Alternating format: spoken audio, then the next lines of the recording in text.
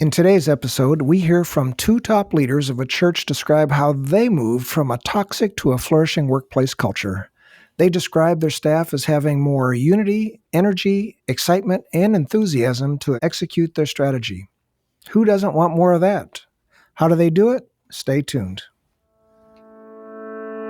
Welcome to the Flourishing Culture Leadership Podcast, your home for open, honest, and insightful conversations to help develop your leadership, your team, and build a flourishing workplace culture. Hello, I'm Al Lopez, the co-founder of the Best Christian Workplaces and author of the book, Road to Flourishing, 8 Keys to Boost Employee Engagement and Well-Being, and I'm passionate about helping Christian leaders create engaged, flourishing workplaces, and I'd like to thank you for joining us today. The road to flourishing is not always linear. There can be seasons when an organization is stuck, but as leaders learn and grow, they can move past being stuck to continue to build a healthy workplace culture. And today, on the Flourishing Culture Leadership Podcast, we're going to consider how church leaders can work together to see real progress in a healthy workplace. And I'm delighted to welcome Bob Beckler and Justin Moore to the podcast today. Bob's the senior pastor of Central Community Church in Wichita, Kansas, and Justin is the executive pastor. Bob and Justin, welcome to the Flourishing Culture Leadership Podcast. Thank you so much for allowing us to be here. We're excited about this opportunity. Yeah, thank you, Al. Well, I'm looking forward to the conversation, and you've got quite a story as I've looked at your background and your results and kind of the journey that you've been on. But let's start the conversation with a picture of your journey to ministry leadership. Bob, you've been the senior pastor now for 10 years. Give us a bit of an idea, a brief idea of your ministry background and how God led you here to Central Community. So I was teaching in a Christian high school that was planted right here at Central Community Church. After the second year there, the senior pastor came to me and said, "Hey, how'd you like to come and teach a Sunday school class and work here with me at Central Community?" And my grandma Al always used to say, "Someday you're going to be a pastor." I never believed it, but you know how prayers are. Anyway, so I started doing that, and lo and behold, I came on board. I got my ordination, and then I served as the pastor of special projects and also assimilation. I had a Sunday school class, and so I was on staff here for 11 years. And then the Lord called me to Florida to have a church in Lake Wales, Florida, right on a college campus. And I'll tell you, Al, it was the best of both worlds. Those college kids kept me young and they kept me energized and going.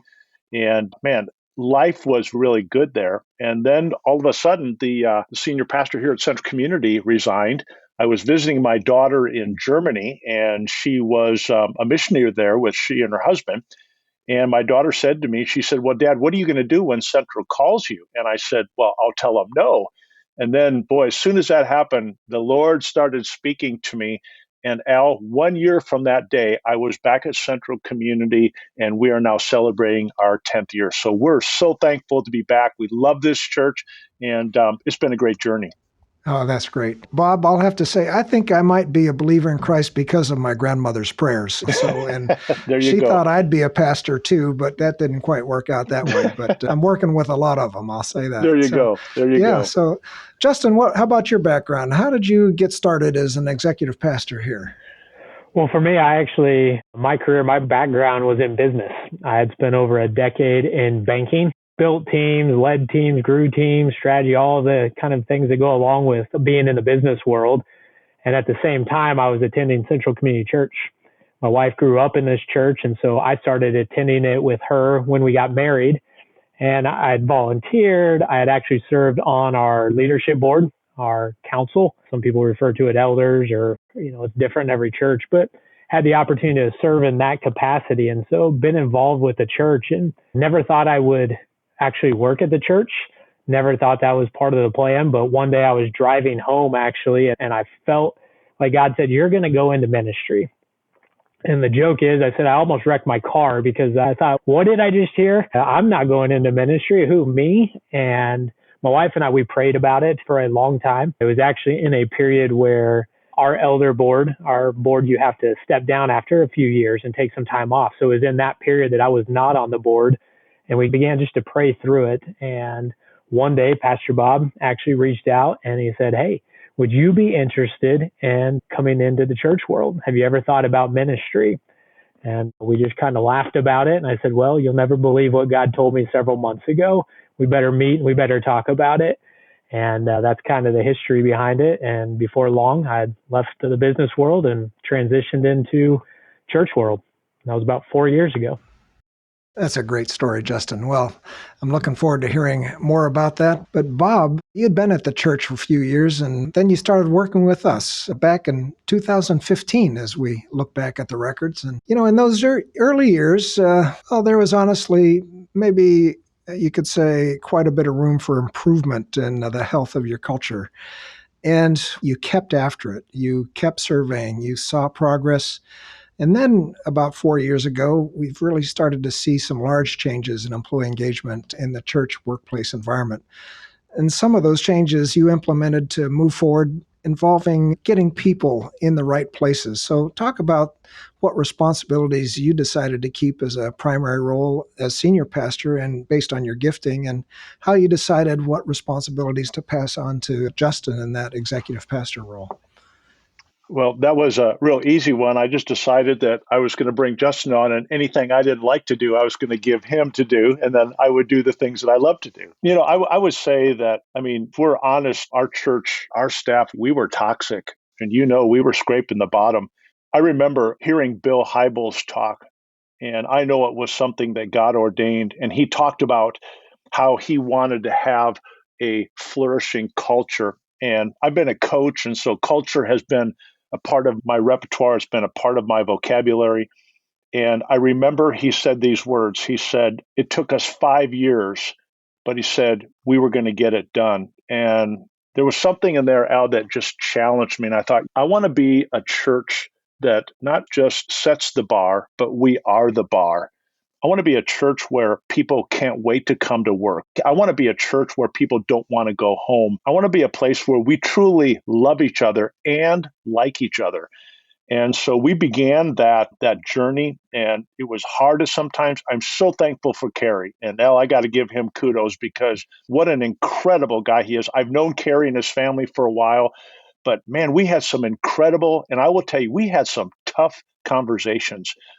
But in all of those things, Kerry he steered me the right way. He's a man of God, a man of prayer. And so slowly but surely, we began to see changes. When Justin came on, one of the things that I noticed in Justin, first of all, I liked him. I respected him. I knew that the bank that he was coming from, they wanted to build around him. So I knew that we had something very special there. But I knew that Justin was a man of integrity. I watched him work with people. I watched him talk with people. He's a guy of character, and he's the kind of guy that says, I'm going to do what I say I'm going to do. And that's what I was really looking for. And someone who would tell me the truth and not tell me what I wanted to hear. And that's Justin. And so as we began to talk about the culture of our church, I began to release more and more of the responsibilities of leading the staff and taking care of the ministries and those kinds of things. So I didn't have to get in the weeds, and I could stay in the visionary position and up the tree, as they like to say. And so that's kind of what happened. We talk a lot, but it's worked out really well. I'm very pleased. That's a great story, Bob. And to use your words, we were toxic, and now you're not. Well, for the last couple of years, now Central Community Church has improved to be a flourishing workplace. And I don't know that it took you as long as 5 years to do it, but that was a great accomplishment. And you just kept moving forward, and your scores are now well above peer churches. Many of the flourish factors that we identify are quite strong. So share a couple of changes or steps that you rolled out to improve and involve everybody on the staff as you move forward. What were some of the results? You have such high scores in areas like inspirational leadership and sustainable strategy. What were some of those steps that you took to move forward? Justin, let's start with you. So much of it really goes back to just little decisions every day, right? That you get in the habit of and the repetitiveness. We had to make some big changes here and there. Sometimes you have to make decisions on staff and things like that. But really what I go back to is so much of it was around communication and giving people the opportunity to be a part of something bigger. So you think about a lot of times in companies, and the church world's no different, you get some silos going and there's not the communication. And so things are not being talked about or handled in the correct way. And so we started having meetings where we gave people a seat at the table. Instead of it being one group that would always have that meeting, we started bringing in people from other departments and other areas just to listen and to speak into it and begin to really try to form that team feel that we really are on the same page. We're trying to accomplish the same goals. And if we can come together, and what you started to see is things started going so well out of that. Ideas were flowing and different things that we did around the church, the level of excellence, it was rising, and people are going, this is awesome to do it together. We didn't even know we could do this together. We thought we had to do it by ourselves. So I think bringing people together in that, we've got a great administrative pastor that is great with communication, and we have him lead a couple of huddles every week. They're only 15 minutes long, so there's not much to them. But at the beginning of the week and at the end of the week, we go over everything that's going on that week, what they should know, why we're doing it, what to expect, give everyone the opportunity to chime in if there's something that they need to speak into, just for the whole team to know. And even just in that 15 minutes every single week, it creates a lot of synergy and unity for the vision and the mission that we're trying to achieve. And then the other thing, just kind of back to communication, is I think that we've really tried to work hard, especially in those group settings and even in the smaller ones, of just being transparent, having those conversations that, yes, we're talking about the good things, but we're also talking about the challenging things and the hard things, and acknowledging that sometimes we don't know or we don't have the answer. And I think just opening up and being honest and that transparency, it goes a long ways for the team. We know that trust is key to everything that we do.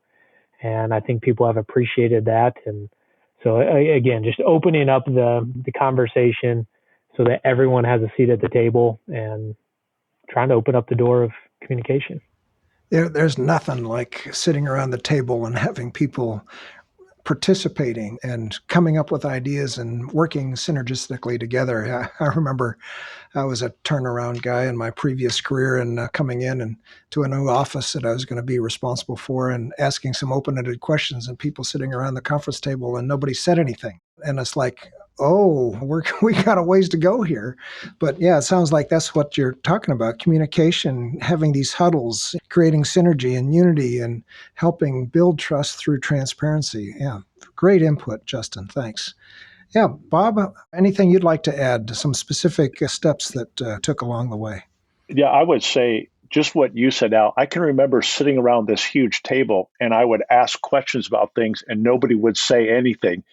And I would say to them, why are you guys not talking? And they would say, well, it doesn't matter because you're going to tell us anyways. And then I thought, oh boy. But, one of the things that we hear a lot, and this is what really excites me, is that when we begin to share new ideas and things like that, the very first thing we do is we go to the staff and we ask them their opinion. One of the things that I love to hear is when somebody new comes on our staff and they say, I can't believe that the leadership is asking what we think, and it really matters. They really want to know. And so I think that was one of the key areas that we really have been working hard on. The other thing is just trying to be a better listener. The Bible is pretty clear about that our love for Jesus is going to be seen in the way we love each other. And we had to learn how to love each other the way Jesus loves each other. And the best way to do that sometimes is, I've seen staff members drop what they're doing to go and help other people because they needed help. And so those were some of the things that we really worked hard. And it was no more of a I type of thing. I'm going to tell you, this is what I want you to do. This is the way you do it. It's going to be, it's a we thing. So let's come up with the ideas. And you know what? Honestly, it's better for me because I don't have to have all the answers. I trust you're enjoying our podcast today. We'll be right back after an important word for leaders. Are you tired of spinning your wheels with unwanted turnover, toxicity, and disengaged employees? Do you want to improve your team's effectiveness and performance? A helpful way to improve is to have you and your leadership team buy our new book, Road to Flourishing: 8 Keys to Boost Employee Engagement and Well-Being. This is the only research-based book that shows you how to engage employees, build fantastic teams, cultivate life-giving work, attract and retain outstanding talent, and much more. To buy a copy for you and your team, Go to www.roadtoflourishing.com. And when you buy a book, you'll receive a free copy of our Rewarding Compensation Flourish Guide. Again, go to roadtoflourishing.com and buy a book for you and your team and receive a free Rewarding Compensation Flourish Guide. Welcome back to our conversation with Bob and Justin at Central Community Church. You've learned a lot, no question about it, Bob. Yeah, wow. And I can't tell you how many focus groups, discovery groups I've been in, and we'll ask questions and people say, well, what difference does it make? My input doesn't count. I appreciate that. But asking for feedback and being better listeners. I love, of course, we love each other the way Jesus loved. And isn't that the way the church will grow? Because people will see that sacrificial love, no question. Wow. Yeah. So I know that Kerry Humphreys, your BCW consultant, and you've already mentioned him, just recently debriefed you on the latest results this year. And you're probably still digesting the report, but certainly you have a lot to celebrate. And let me just congratulate you on being a flourishing workplace. And I know that makes a big difference, not just the title, but the way it actually works out in your culture. So how do you decide on what to do next? Some people will say, well, I've reached this level, so we don't need to bother with this anymore. You get lulled into pausing with your work. So when you look at your results, how do you approach the next steps in your journey of the flourishing culture? Are there some areas that you want to work on and keep working on based on your results? Bob, your thoughts? Just yesterday, we had the whole staff together and we brought in some Carlos O'Kellys and we had a celebration and we celebrated some birthdays. And we just celebrated the fact that we are a thriving, a healthy culture. And one of the things that we're doing now is constantly reminding each other is that this is a we thing. We've done this together. And God gets the credit, but I'm just so thankful for them. I think one of the things that we've learned is that, man, we worked hard to get to where we are. When I think back of some of the things, the hard decisions, the lives that have been impacted because of some of the decisions that we've had to make, and now we are where we are, there's something inside of us, leadership, that is saying, we've worked hard to get here. Now we're going to have to work hard to stay here. And the thing, Al, that I love about our staff right now, our team, is that, you know what? They're now thinking we need to fight to keep this, what we have. We work hard at it. And so as we grow and we have new staff members, boy, I'll tell you, we right away, we understand that one person can make a difference in a staff. And we begin that whole process of setting the table and sharing with them, this is how we do things, and just loving each other and holding each other accountable. And so I love the fact that, okay, we've gotten to this place now, but now what do we have to do to stay here? Part of that, I think, is we know what our strengths are and we focus on our strengths, but we're also very aware of our weaknesses. And if there are areas that we need to really improve in, one of the things that I love to do now as my job description has changed a little bit is I love just walking around and encouraging people, being positive, telling them, hey, listen, if you need that taken care of, Justin's the guy. Just go to Justin, he'll get it taken care of. Or maybe it's Pastor Aaron, go to them, they'll take care of it. And people know that I'm not just brushing them off, but they're going to see results. So I'm excited about that. Yeah.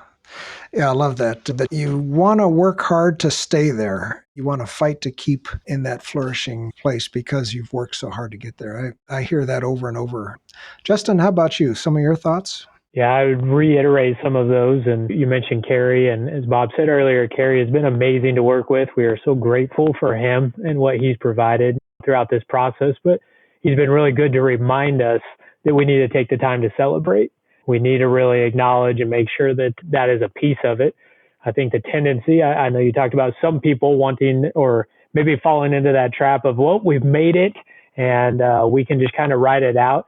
I think there's another tendency, and I might fall more into that camp of, okay, we won the championship, but you're back into the workout room tomorrow morning. And what else is it that we need to do? And so for us, I think it's pausing, making sure we do acknowledge those wins and those successes. But for us, I would say it's probably nothing major that we're focusing on. But when you look at like your survey, the survey that we did with you guys, all of those categories are so connected with each other, right? And so for us, it's going back to each and every one of those and seeing where can the bar be raised just a little bit and how is that connected to somewhere else?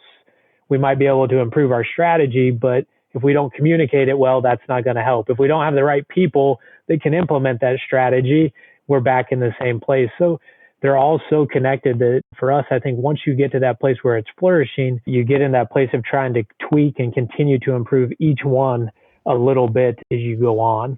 Yeah. And you have the tool to understand kind of what the issues are and what to work on. Yeah. Well, many of the churches that we work with have had to figure out this dance between the senior pastor and the executive pastor. And we've got both of you here on this podcast. And it's not a simple formula. It's not something that works. There's a lot of chemistry involved. And so as churches wonder how big they need to be to have multiple leadership roles and who does what and what teams report to who, what have you learned along the way as you each work through to fulfill the vision and mission of the church? What are some of your insights on structure and process that might be helpful to the leaders who are listening? And even we know while you're talking about a senior pastor and executive pastor, it could be like a CEO and an executive vice president or chief operating officer. I mean, these are obviously transferable across organizations. But Bob, your thoughts? When I first got here, and I had several executive pastors, and part of the issue, Al, was the senior pastor giving up control. We worked hard to get to where we were, and I'm a type A personality, and I'm a coach at heart, and I know what I want to do, what I want to get done. And so when we began talking about bringing Justin on board, there were a couple things that happened that I think were key things. One of them is I trust Justin. I trust him implicitly. He said the magic words to me the very first time when we got together. I don't know if he remembers this, but any senior pastor will know this. And he said, "I don't want your job." And so we've just kind of worked from there. And I think, the thing that I've learned is that the more that I've been able to relinquish control of different things, because what I learned is that it seemed like the more things that I got involved in, I made a mess of things. And so what I learned to do is to work through other people. I've seen Justin work, the skills that he has, his capabilities. I mean, God has big plans for him. And so right now, I'm just trying to pour into him as much as I can, give him the responsibility and let him do it his way. That's probably one of the biggest things that, I want things done and I want them done a certain way. And I've learned that I can trust him to do the things and the way he wants to do it, let him put his own stamp on it. And he does a great job. So I'm a little surprised at how I've done in this. But I know it's just something that he and I are continually working on because we communicate all the time. And that's the key. And that's one of the things I love about Justin is he'll come to me and says, "Hey, can we just touch base about a couple of things?" And we do that on a regular basis. And as long as we do that, we're doing great. Yeah. And you don't necessarily have a specific time during the week that you have one-on-ones, but as things come up, is that the way you handle it? I think probably that's the best way, that what we've kind of found that we'll set times to do different things. But a lot of times we're meeting in the hallways. His office is next to mine. I'll walk into his, he'll walk into mine, or he'll say, "Hey, do you have 5 minutes?" And I'll make time or whatever. A lot of times if we need to, we'll grab other people and staff. Like, "Hey, let's go grab lunch." And then we'll just spend time together. And so, yeah, that's the way we do it. It works best for us right now. Yeah, good. Justin, how about you? Anything you'd like to add? Just that trust, I think, is the key component to all that. I mean, for us to be able to trust each other and any leader to be able to work together with another leader, there has to be that foundation of trust. And I think what I appreciate most about Bob is that we are able to have those conversations with each other. I need his feedback. I need his input. My job is to help carry out the vision God's given him for the church. So it's not my vision that I'm trying to execute or carry out. It's the one that God's given him. And so him being able to share that and be very candid and open with me, what he sees around our staff and our culture, it's just very freeing, and it's very helpful just for us to be able to share those things back and forth and be honest and transparent with each other, knowing how we're going to receive it. And we need that from each other. For a senior pastor to say, "I trust my executive pastor, I've given up control." For a lot of people, that's the big issue right there, isn't it? And yeah, that's great. Thanks, Bob. Thanks, Justin. Yeah. Great insight. One of the things, Al, that I would add to that is that our team, our staff watches the way our leadership gets along. And sometimes we don't realize how much they watch. And when they see us working together, it's kind of like parents. When children see their parents working together, it just gives them more stability. And that's what we're finding with our team. And that's a great word for every listener out there is if you're on a leadership team, your staff are watching and they know whether you're getting along or not. Whether you tell them or not, they know just the way things are going. Yeah. Well, these are great insights. I have to think that the positive energy and growth and engagement of your staff really is influencing the broader church. I've often said the health of your staff today, the health of your congregation tomorrow. So can you draw a connection between your flourishing staff team and your high level of engagement as you're seeing engagement and growth in your church community? Are you seeing any connection? Can you connect the dots for us on that, Justin? You absolutely see a correlation. And I think that's one of the most exciting pieces of it. I think that energizes us as leaders, but it also energizes the rest of the staff as well. I mean, when you think about a congregation, they're being poured into by the staff, by pastors, by leaders, by the groups, by everything that's taking place. And so naturally, that congregation is going to reflect their leadership and their staff that's pouring into them. And so as you've seen there be more unity amongst our staff, you see more unity in the congregation, you see more energy and excitement and enthusiasm. We're seeing that across the congregation as well. And I think what's exciting about it is once you get to that place where you're able to have more of that healthy culture, you can start to see that strategy, right, being executed and being able to be carried out, where before it was being shut down by certain pieces of culture, where now it is completely freed up and you're getting to execute it. And it's exciting to see, whether it be people coming, whether it be events, whether it be baptisms. We have seen increases across the board over the last few years and just a positive trend as the staff culture has gotten healthier. Just listening to your words, more unity, more energy, more excitement, more enthusiasm. The strategy is being executed. You're not having people sitting back and not participating. Yeah, what a difference. Wow. Yeah. Bob, your thoughts? We've had an opportunity to see this in action. We just recently had one of our staff members who is not just here at our church, but around our church movement, just went through retirement, and he has stepped off the stage. And I'll tell you, I am so proud of our staff because the way that we've loved on each other, the way we have walked through this transition together, the congregation has watched this, and many of them we're hearing them say, so that's what it's supposed to look like. And so it's very obvious. Justin shared a story with me earlier about something that happened between these two worship leaders, and it was a very touching moment. And, I think that sometimes the church is always looking to their leaders to say, okay, show us how we're supposed to love each other. And we've had some great opportunities to do that. And our staff has just done an incredible job. And it just sends chills throughout the entire congregation. And they are excited and welcoming to see what God's doing. I would add to that, Al. Bob was talking earlier that the staff is always watching the leadership to see how they're interacting. The congregation is always watching the staff as well. So they know what's going on. They know the pulse of it.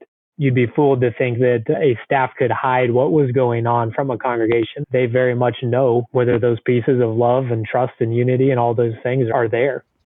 As you said, Bob, they're watching. And that's what it's supposed to look like. To be able to have a congregation when they're looking and watching a staff work with each other, and what is it supposed to be like? Disciples working together for a common purpose. Yeah, well, they're really saying, show us how. And they're going to model, much like children model parents, but again, a congregation will model the staff as to how to love one another. Well, I've enjoyed so much. Thank you, Bob and Justin. I've enjoyed so much of our conversation. I just, again, am so appreciative for your leadership as you've moved the health of your culture from, as you described it, toxic to now flourishing, and the steps that you've taken and how important communication is. I think that's one of the key things, Justin, you were talking about communication, your huddles, the transparency that you have, the synergy and the unity that you're seeing because you're involving your staff in what's going on. And also, again, you're better listeners, you're seeking opinions. And you talk about loving each other the way Jesus loved as a foundation point. But one of the things that gives me great joy as well is that we've actually got something to celebrate. And knowing kind of the health of your culture and being able to celebrate the progress that you've made is just a great step. And the dance between the senior pastor and the executive pastor, you really were very clear and helpful on how that chemistry needs to work. But I really appreciate, and let's just end with the connection between the health of your staff and the health of the congregation, and how, again, the congregation is always looking at the staff, show us how it's supposed to look like. I love that, Bob. Thanks so much. Well, let me ask, how about one more thing that you'd like to add that we've talked about? Bob, start with you. I would say Carrie was just so helpful. Al, your team, your staff that you put together are pretty remarkable. They've been very patient with us, never forced us to do anything that we didn't feel like we had to do. But the other thing is Carrie spent a lot of time with us just in prayer, just praying about, God, this is your staff, it's your church. You're the one we want to glorify. And so just show us what it is. And I'll tell you, he did. He made it very clear. And that made some of those tough meetings that we had to have, it made them very easy because we knew it was part of God's will. And so I just very thankful, Al, for you, for your team. And boy, that prayer was so powerful and made all the difference. And so thanks to you guys, and all praise to our Heavenly Father who gives us what we need when we need it. Yeah, thanks, Bob. Yeah, exactly. Yeah, Justin? Yeah, I would just add to that it's great to have other people come alongside of you. You don't have to do things on your own. And I think sometimes as leaders, we try to, and we don't have all the answers. We can't fix everything. We're not experts in everything. And so if you identify areas, whether it be in your culture, it might be I've struggled to hire the right people. It might be I'm struggling with communication. It might be I'm just struggling to understand my own strengths and weaknesses as a leader and how that's perceived by my team. If there's areas that maybe you don't feel comfortable in, don't be afraid to reach out to someone like you guys or someone to ask for that help to come alongside. You'll be a lot better in the long run having someone come alongside and help you in those areas. And you guys have been great for us in that, helped us in so many ways. Carrie, again, as Bob has said a few times, has done a great job with us. And I would just reiterate that as Christian leaders, the best place for us to lead is from our knees. A lot of wisdom there. Yeah, thank you. Thank you very much. Well, Bob, Justin, I want to thank each of you from the bottom of my heart for your contributions today, but also I appreciate your commitment to serving God's kingdom through the local church with the vision of leading people in a growing relationship with Jesus Christ. And I love, and kind of what really strikes me is I love how you're showing your congregation and your community how to love like Jesus loves us. So thanks for taking your time out today and speaking in the lives of so many listeners. Thank you, Al. Thank you so much for having us. Thank you. The Flourishing Culture Leadership Podcast is sponsored by Best Christian Workplaces. If you need support building a flourishing workplace culture, please visit workplaces.org for more information. We'll see you again next week for more valuable content to help you develop strong leaders and build a flourishing workplace culture.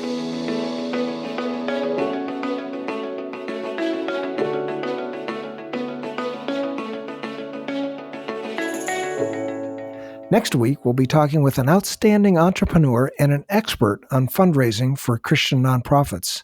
Join us as Brad Lehman, the CEO of the Focus Group, links flourishing cultures with growing organizations.